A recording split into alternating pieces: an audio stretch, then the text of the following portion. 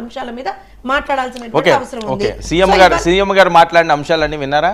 నేను అదే చెప్తున్నాను, నేను దానికే వస్తున్నాను. ఎందుకనంటే పాపం 4.5 సంవత్సరాల తర్వాత అతి కష్టం మీద ఆ హెలికాప్టర్లో తిరగడం కాకుండా, ఆ పరదాల మాటను తిరగడం కాకుండా, అతి కష్టం మీద ఎక్కడో అలా దూరంగా హాయ్ హాయ్ బాయ్ బాయ్ చెప్పుకోకుండా కాకుండా మన గుర్తుంది కదా వర్మ గారు. నాకు అక్కర్లా, నేను చెప్తాను. మీరు అన్ని ఫాలో అవుతారా? మీరు ఎందుకండి ఆయన అవన్నీ ఆణిముత్యాలండి, మీరు చెప్పక్కర్లా. ఆణిముత్యాలు ఆల్రెడీ ట్రోల్ అయ్యి వచ్చేసి ఉంటాయండి.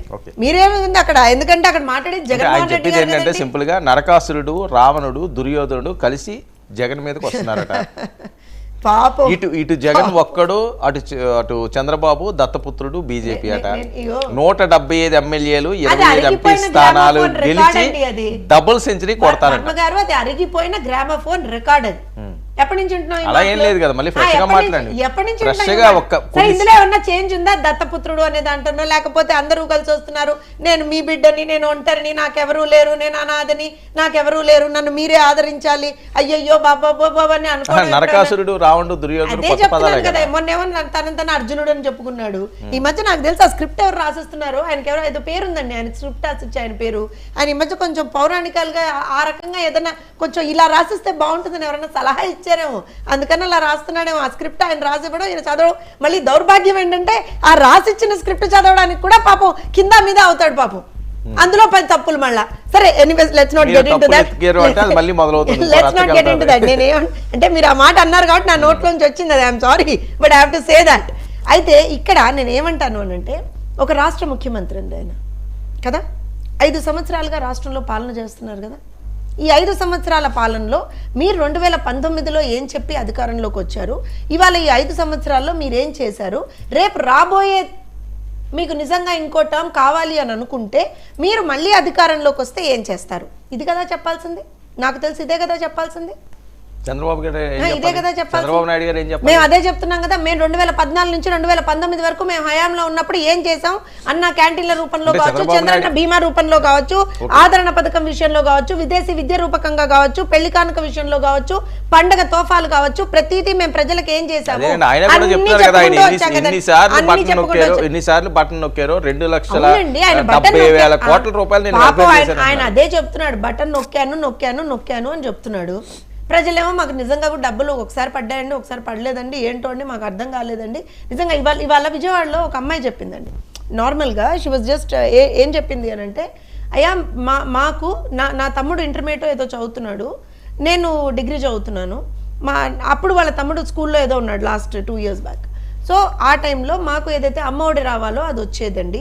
అంతకు ముందర ఏదైతే ఈయన ఇస్తారని చెప్పారో అది ఫస్ట్ ఇయర్ ఒకటే పడిందండి, తర్వాత నుంచి పడలేదండి. నెక్స్ట్ నాకు రావాల్సినటువంటి ఫీజు రీంబర్స్మెంట్ కూడా పడలేదండి.